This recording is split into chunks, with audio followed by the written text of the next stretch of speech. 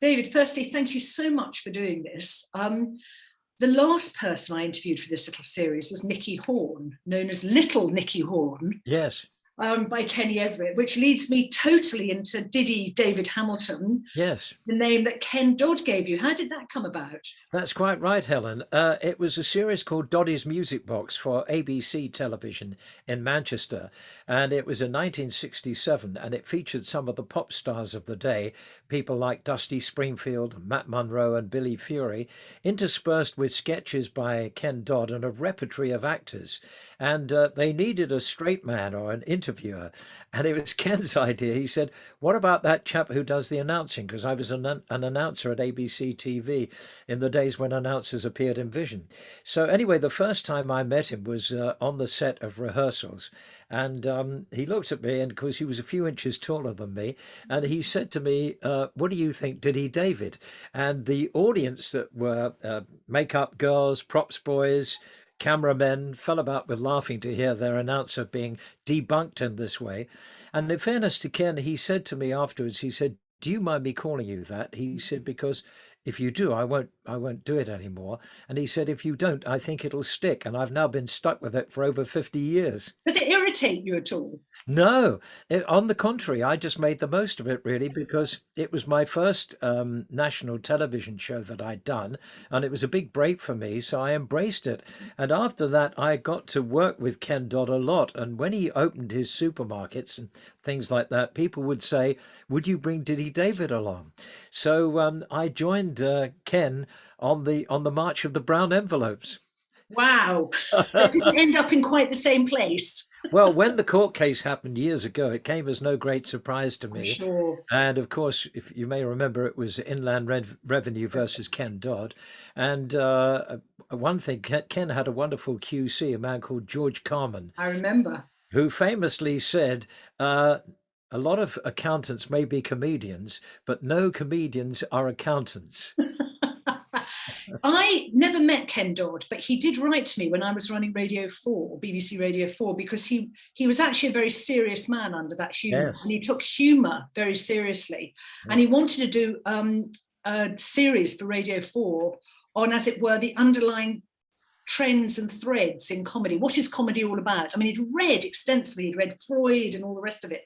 And of course, I would have bitten his hand off, but he was always too busy to actually make the series. I was very Ah, frustrated, but I was always struck by how he was a sensitive person, as well as all the other things that he was. I yes. mean, even asking you whether you minded was a degree of Yes. sensitivity. Yeah, absolutely. And you're quite right. I mean, he studied humor. He wasn't just a comedian who went on and did it. And his fiancée at the time used to mark his jokes out of 10. So she would say, "This went well in Glasgow, that went well in Plymouth," and then he'd know which ones. How he remembered, I don't know. But the incredible thing about him was he did these long, long shows that went up to about 4 hours and didn't repeat any gags even when he was older. And Yeah. he had this incredible retention where he retained all this material. I mean, I saw him so many times, and I would watch in the wings or maybe, in the stores and just be sort of. I was in the audience, an audience with Ken Dodd, and I was invited to ask a question. And my question to him was, "How did you start out?" So he said, "I started as a ventriloquist." He said, "But how stupid was I to have a dummy called Charlie Brown?" What's your name? Charlie Brown. No, he was a phenomenon. And in a terrible breakfast telly link, I think we can say you're a bit of a phenomenon in the radio world. How did you start within radio? I know your dad was a journalist, but was there music Yes. with the radio on? Well, I was part of the radio generation, really, or the wireless, as we called it in those days. And I grew up on a remote farm in Sussex, where I live again now. And my radio was my window to the world. It brought all these wonderful programs into our remote farmhouse. And then at night time, I used to listen to Radio Luxembourg. And I heard Pete Murray on there, who was the first person I knew who was actually called a disc jockey. It was a new job description. And he was wonderful. He had this fabulous voice. He had a great sense of humor, quite rude, actually, sometimes cheeky. It Yeah, was sort of Max Miller of music yeah. radio, you He know. pushed it, didn't he? And I love listening to him, but of course we didn't know what our heroes looked like until I read a magazine called Fab 208, and there was a picture of Pete horse riding during the day in the Grand Duchy of Luxembourg, looking very handsome and tall in the saddle. And I thought, wow, what a fantastic job. He goes horse riding and answers his fan mail by day and plays records at night. So I told my friends at school, and I said, that's what I'm going to do. I'm going to be a disc jockey. And they laughed at me. They said, what, you with your South London accent? How are you going to do that? All the people on the wireless talk posh. So what I did, Helen, was I hired a Grundig tape recorder. They were big, heavy things. I couldn't afford to Monsters. buy one. Huh? Monsters. Remember Monsters. them? Huge. Yeah, with great big spools. Yeah. And I took it home and I read things from the newspaper into it and gradually got rid of the rough edges of my voice. But in answer to your question, my first job really was as a scriptwriter at ATV. And I had this lovely job when I got called up for national service. And I had to do 2 years in the RAF. And I thought, oh God, this is awful. But I was very lucky. I got posted to Germany and I got onto the British Forces Network radio station in Cologne in 1959. And I had one of the first radio shows to play rock and roll. Wow. That's fantastic. I'm interested in you listening to your own voice because I remember doing that. And it's actually also getting past your self consciousness about Yes, hearing yourself, isn't it? yes, yes. You have to go through a pain barrier. Yes, the pain barrier. Yeah, I yeah. can't imagine you with a South London accent. Well, I went to a grammar school in Surrey, and we were all, thought we were tough boys, thought we were tough. Played in the school football team, and then played in the district football team. So we were lads, Yeah. and the lads all spoke like that. So, but they didn't talk proper. Of course, the people on the wireless in those days were quite posh. Yes, they were. Yeah. Queen's English and Queen's accent sometimes. Yes. I listened to some of my early stuff sometimes. Sometimes somebody sends me something I did many, many years ago, and I sound quite posh. My voice has changed, and I find myself talking about television. Television. Television. Very good. Yeah. You interviewed Cliff Richard, didn't you, when he was quite an up and coming thing, but not the great star he became? Cliff Richard. Yeah. Cliff Richard. 1959, Cliff came out to Cologne to promote his record Living Doll and the hope of getting it played on Family Favorites, which was the big record show at the time. And I got an interview with Cliff. I was 20 and it was my first radio interview. He was 18. It must have been one of his first interviews. And with one of the wondrous things that happens with radio, a German listener came over to England in 2019, that's 60 years on, with a recording of the interview that he had recorded off his wireless in Hamburg in 1959. Wow. Was it a good interview? Were you still pleased with it? Well, we both sounded very young, of course, but I guess you could just about hear that it was me and you could just about hear that it was Cliff. But I think he gave a copy of it to Cliff as well. So isn't that Oh, incredible? One of those yeah. miraculous things that happens in radio. It does. I mean, people find all sorts of things that they've hidden under the bed. I mean, actually, radio engineers often are the worst culprits for keeping copies. But Yeah. you thank them in the end, don't they? Because other things have been destroyed and they've kept the only thing left. Well, I very stupidly threw away a lot of old jingles of mine. I moved house, and in doing so, I thought so much stuff, and I got rid of a box that was full of jingles. Some of them I've got again, but there were the wonderful jingles that bands did for me when I was at Radio One. Personalized jingles with your name. I've got Kiki D singing. I've got the music in me, and she sings. When I want music in my life, da da da da. David gets me high. That's fantastic. Yeah, Wow. yeah. Credit to you on that one. So you got into the BBC. Was that at the Light programme initially? Yes, The Dear Old Light programme. my first broadcast on BBC Radio was in 1962, and it was the compere of The Beat Show, which was done from the Playhouse Theatre, Manchester, and featured the beat groups of the day, like the Searchers, Wayne Fontana and the Mindbenders, bands like that. And it was recorded on a Monday night and transmitted on a Thursday lunchtime. And it was beat groups along with the BBC Northern Dance Orchestra. It was Oh, a kind of hybrid program that yes. combined, big band music and beat groups. So you're in the BBC. What then happens? Well, I worked for the BBC for a long time. I actually virtually closed down the Light program because on the last day of the Light program in 1967, I did two programs. I did the last program of Housewife's Choice, which had been a very long series, and they gave me the last week. And then I did Music Through Midnight, which was virtually the final program. So I felt like an undertaker, really. It was a very big moment, wasn't it? That shift in the BBC and that shift in Yes. radio listening. What did you Yeah. make of it at the time? Well, I'd been part of the old school that had written scripts and, shown them to the producer for the producer to say they're okay or they're not, which was the BBC way of working.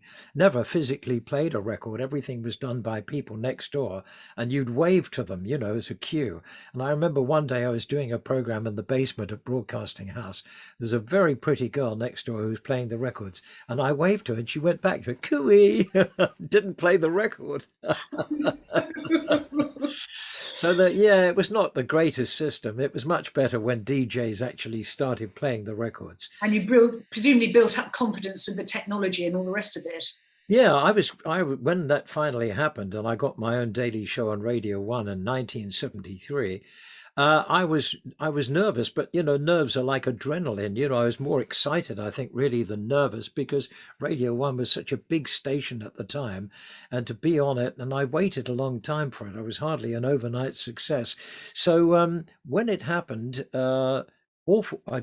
terrible things did happen occasionally in the studio. I remember once playing two records at the same time, which just sounded like a complete cacophony, and I thought, what's going on here? And I realized that one on this deck was playing and the one on the other deck was playing as well. And then another time I played a record by the Rolling Stones that contained the F word. Mick Jagger was repeatedly singing this unbroadcastable, supposedly unbroadcastable word, and it was on an album. And I was queuing up the next disc in my headphones and I couldn't hear what was going out. The technical operator next door said to me, "Have you heard the words of this?" So I said, "No." He said, "I think you better listen." So I listened. Oh my God. So I faded it out as quickly as I could. It was on an album. I took the album off and it said, "Under no circumstances must track 4 be played." I think it said something like "for copyright reasons." I mean, come on. But I was supposed to be playing track 3 and I played track 4, I think. So I played the wrong track. So Oh. I did actually broadcast that word, but luckily I didn't actually say it. And were there any complaints? Well, the controller of Radio 1 came to see me the next Who day, was that at that point? Derek Chinnery. Oh, yes. Yes. Yeah. And he came to see me the next day and he said, "You realize that you broadcast the F word yesterday?" So I said, "Well, I'm sorry, Derek, it was a mistake." So I said, these things can happen. I sort of made light of it. And he said, well, he said, "It's all right for you." He said, "But I have to answer all the complaints."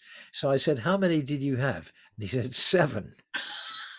So out of about 15 million listeners, I said, "So you had 7 complaints?" He said, "Yes, but I have to answer them all." All 7. I know. It's very Well, interesting, isn't it, when things are often seen as complained about.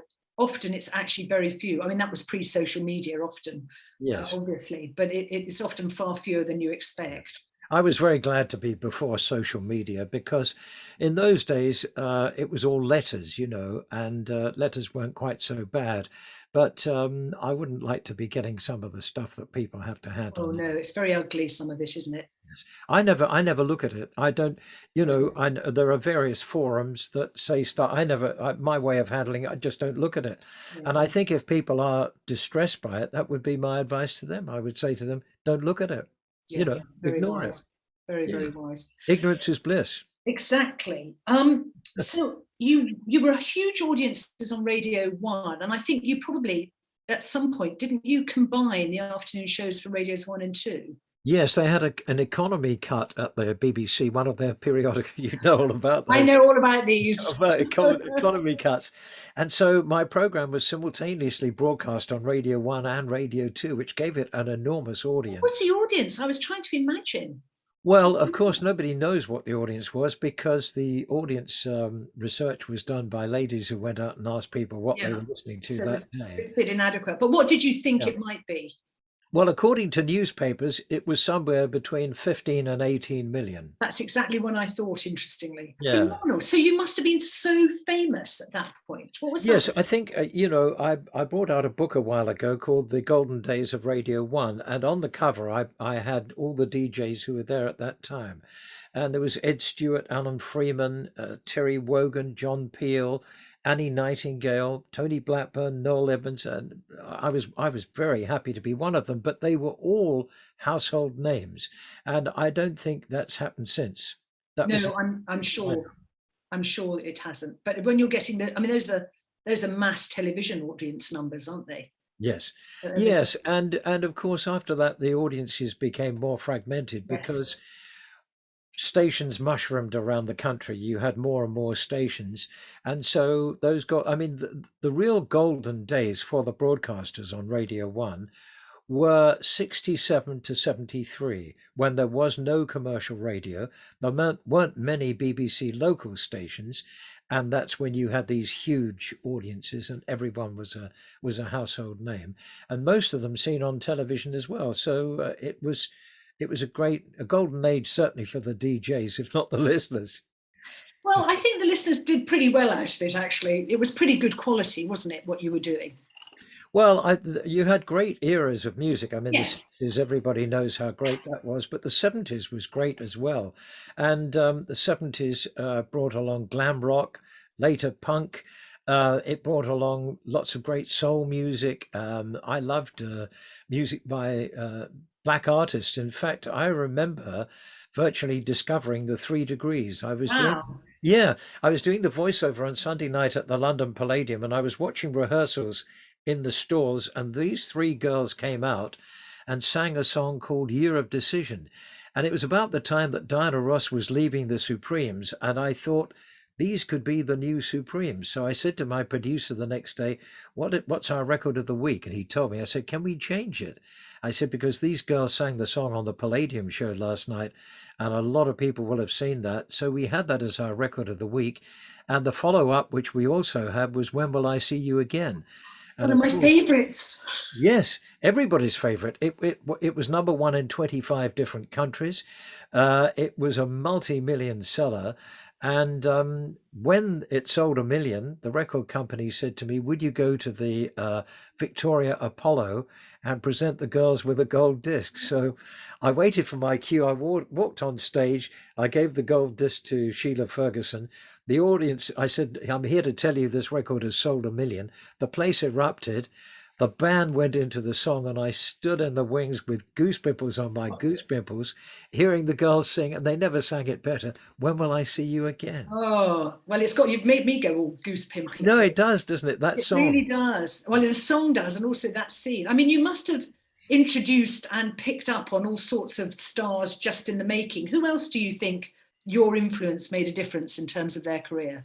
Well, I think we liked discovering new bands, new singers, and new acts. In the very early days, we found a band called Pilot, and they were from Edinburgh, and they had a number one with a song called January, and the first hit was Magic, and they had a short run of success, but.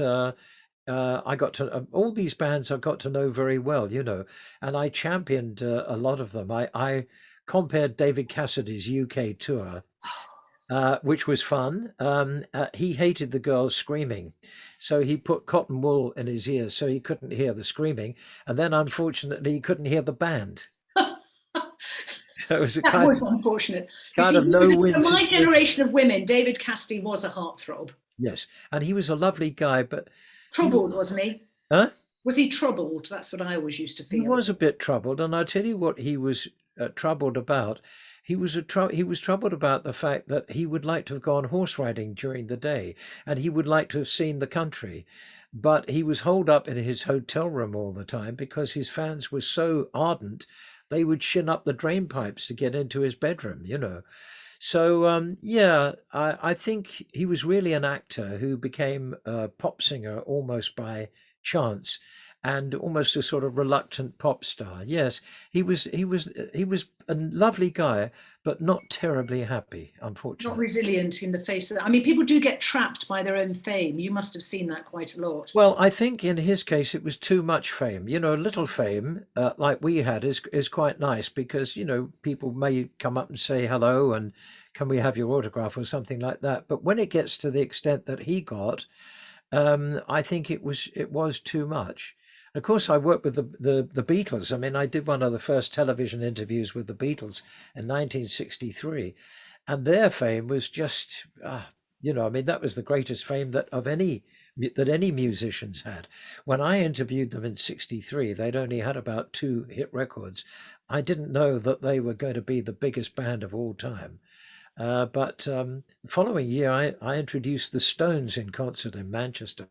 And I tell you what I remember about that, Helen. I remember that I had a little red MGB sports car I was rather proud of at the time, and I parked it at the back of the theatre, as you could in those days. Somebody thought it was Mick Jagger's car and scratched a love note on it. So for a week, I was driving around with "I love you, Mick" on the bonnet of my car. Quite embarrassing. Those days always feel very frenzied when you look at them. Is that how it felt to you at the Oh, time? yes. And it all went in a whirl, you know. I mean, my days at Radio One, it went in a whirlwind. I mean, I was on the air every day. I was out doing gigs, discos every night, you know, driving back through the night, going back on the air the next day with virtually no sleep at all, doing Top of the Pops. I mean, it was a whirlwind time. And what did it do to you personally? Was it good for you or not? Made me very happy. I loved every minute of it. Were Every there any minute. downsides? No, Just no. pure unadulterated pleasure. Well, if you think deeply about it, you could find downsides. I mean, you could find people who might be rude to you occasionally because maybe jealousy or maybe they just didn't like you. But there were a lot more upsides than downsides. Yeah. And was it hard to leave that behind as careers transition, as they always do, and fashions come in and out? Well, yes. I mean, I left Radio 2 because there was a disastrous music policy where they wanted me to play Max Bygraves and Mantovani and stuff like that. So I then went to commercial radio where I discovered a different form of radio run by business people that had to make money and could be more ruthless. You know, one set of listening figures that were bad, you could be gone. And obviously, the audiences were nothing like the ones that I had had before, but I was still basically doing the same thing. You know, if you're talking into a microphone, it doesn't really matter whether there are 15 million people listening or 15. It's, well, maybe a bit more than 15, but it's the same principle and it's the same technique that you're using. So I never lost my love of broadcasting, you know. And you're always talking to a single person anyway, effectively, if you do it well, aren't you? That was one of the things that I learnt in the very early days when I was, you know, doing my national service in Germany. Probably people advised me and said, just remember you're talking to one person. You're not addressing a crowd. And so you don't use words like everyone. The best word you can use is you. You know, I hope you're enjoying the show or you're having a good day, and personalize it. So I always had in my mind didn't matter whether it was male or female, but somebody who was a friend, really, and a friend that I was talking to. When you were on Radio One, you've talked about those big household names. Who really stood out for you? I mean, you must have made friends, but there must have been tensions too. Well, at that time, Tony Blackman and I were very good friends. We decided to be rude about each other on the air, you know. So I would say things like, Tony Blackman's very upset because somebody's just broken into his library and stolen both of his books. One of them he hadn't finished colouring in yet, so we do jokes And what like would that. he say about you, David? Well, he'd say, David Hamilton and I, he said there's nothing that we wouldn't do for each other. So that's how we go through life. I do nothing for him and he does nothing for me. But it's fantastic how your enduring appeal and that connection to audiences continues for both of you. Yes. You've talked about the fact you only ever talked to one person, but what Hmm. have you learned about audiences over these decades? Uh, well, that's a hard question, really, what I've learnt. I don't know. I mean, things change and you have to change with them. You know, you can't be doing the same old shtick that you've been doing for years and years. So you have to adapt and maybe mature a bit. And my voice has probably changed, not as posh as it used to be years ago. And you try and sort of move with the times, really. But I think audiences basically are the same. What always strikes me is that so many people who still love radio, which is great. You know, I mean, so many things have come along. They said, didn't they? Video would kill the radio star. They were wrong. They were wrong. Yes, thank God it didn't. And still, people love their radio, and we've seen it at Boom with how people have embraced us. Absolutely right. But you were actually, I think you were the first voice when you were in commercial radio. I think your debut on Radio 210 in Reading. Yeah, Radio 210, that's right. 210. They arranged a meeting with my agent. I mean, it seemed like an extraordinary move at the time to jump out of national radio and go to a local station.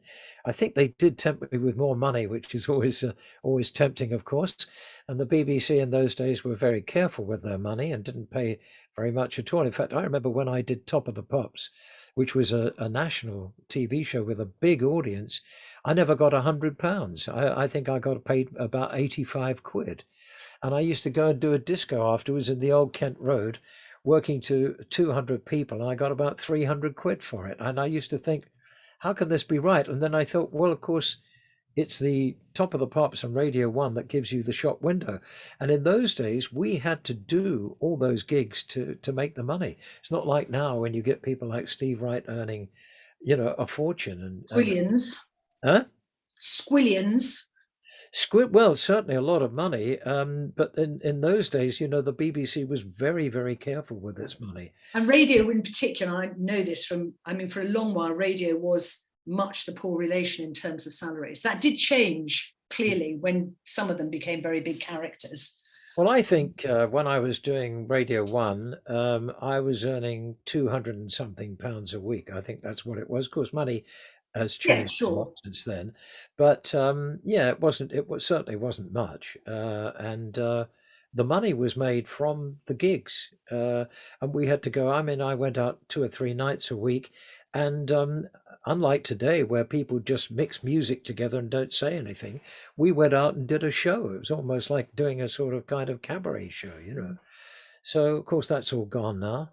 Yeah, no, it shifted a lot. And people are brands, aren't they, in a completely different way from you were personalities and characters. And Yeah. now Yeah, it's a different era, brands. isn't it? But you were talking about Tony Blackburn. I mean, he's a great survivor, and I'm lucky really to have survived as well. And a few people sort of from that era still hanging about.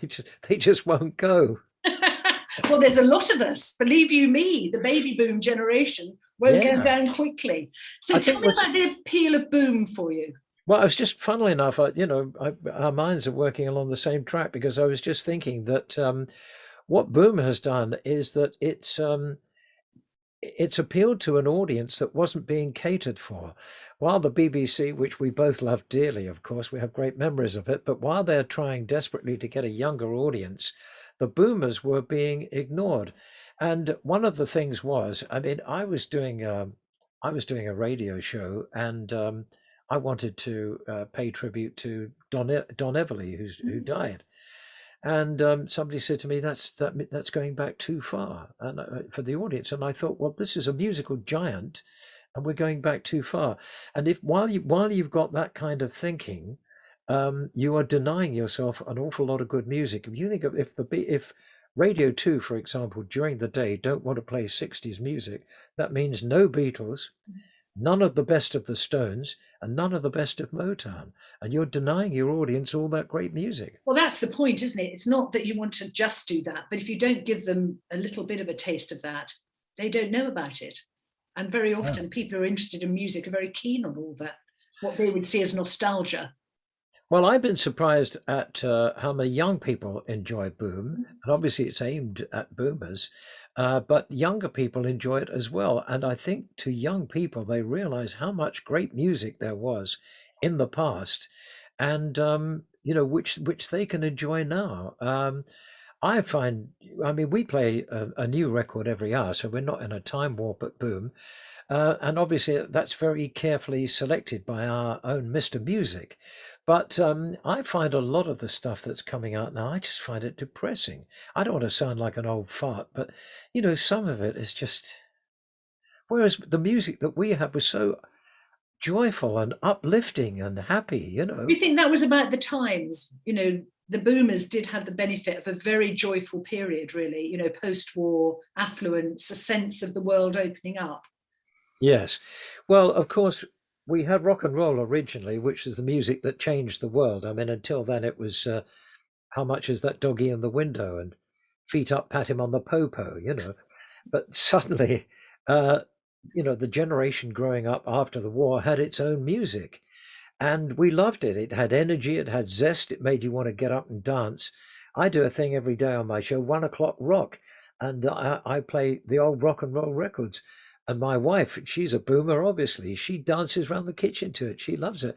And I hear now that other listeners are dancing around the kitchen or somewhere else to 1 o'clock rock every day. It's still great music. It's great music and it gives you energy and makes you feel exuberant, doesn't it? And I think lockdown encouraged a lot of us to dance around the kitchen. Well, yeah, exactly. Good way of getting a bit of exercise. Exactly. Which pre-boom, but in the commercial radio years, which stations stand out for you as being especially memorable or enjoyable? Well, I went to after 210, which you mentioned earlier. I went to Capital Gold. At that particular time, Capital Radio had their FM station. They also had an AM outlet, and they were told that they had to fill it or it would go to somebody else. So they filled it with one of the early Gold stations. And I was on there with Tony and Kenny Everett and Mike Reed and Paul Burnett, a whole gang of us who'd been at Radio One. And to be honest with you, I didn't really enjoy it that much. And I think one of the reasons was that they had a very narrow playlist. So you were playing the same records over and over again. I think we had one Queen, we had one David Bowie, we had one T Rex. And as soon as you said the artist, people would know what the record was. This is a thing that a lot of radio stations have done. And it's a kind of play safe thing that if you play records that are safe, yeah, but they're safe is boring. And that's one of the lovely things at Boom is we've had such a wide playlist. We've got about 10,000 songs, and every day I have records we've been going nearly a year. I have records that I've never played before. So Capital Gold, I didn't enjoy that much really because of that. I then worked for Classic Gold, which is really much the same. I'm trying to remember all the others that I worked for. Oh, no, you don't have to remember all of them. Was there one you enjoyed even more than Boom? Well, I worked for the Saga station. Saga, having been the company that was aimed at the over 50s, decided that it was going to go into radio, and we had one of the first DAB stations, primetime radio, and I did a daily program on that. I think it was greatly helped by the fact that I had a really nice boss, somebody I really liked working for. That makes a big difference. It was a man called Ron Coles, who was greatly experienced in radio. I don't know if you know him. I know the name. Yes. Yeah, he was just such a lovely man to work for and a pleasure. And in the 6 years, whatever it was, we worked together, we never had a cross word, and you can't ask for more than that. I think it was mutual respect, really. A couple of old pros who'd been around for a long time, and that was lovely. And then they opened an FM station in Birmingham, and Ron said to me, "We want you to go and do the breakfast show from Birmingham."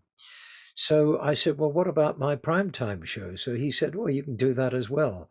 So I did a 3-hour live show, had some breakfast at the hotel, did another 3 hour live show, and then voice tracked for about another hour and a half. So I did about 7.5 hours a day. I have to say, he rewarded me very Handsomely, I well. hope. Yes, very handsomely.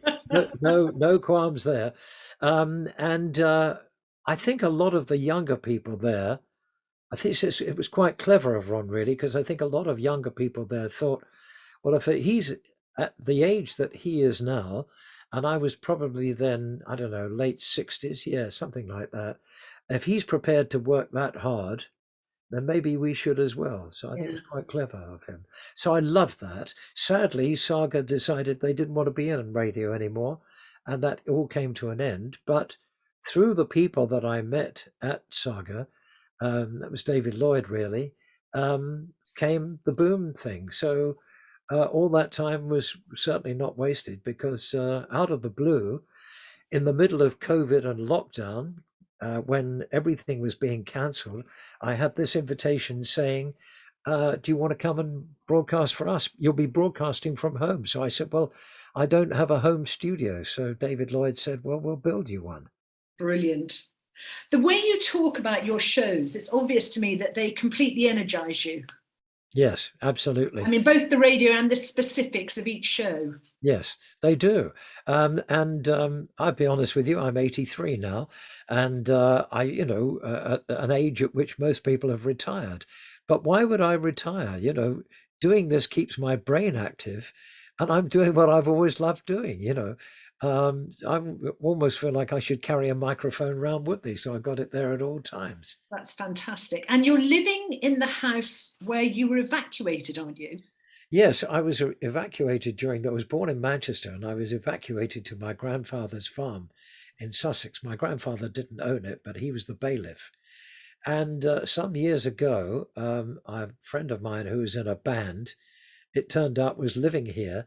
And we came down to see him. And I said, look, if you ever want to sell, I would love to buy the house. And cutting a long story short, I bought it about 15 years ago. And I'm back on the farm where I grew up as a boy. Never thought it would become a broadcasting hub. It's an amazing little story, that. I think the Yes. way sometimes there's a symmetry in life is fascinating, isn't it? And Well, there you are, still doing your radio that you love so much. yeah, they say you shouldn't go back, but it hasn't changed a lot here. Everything is recognizable.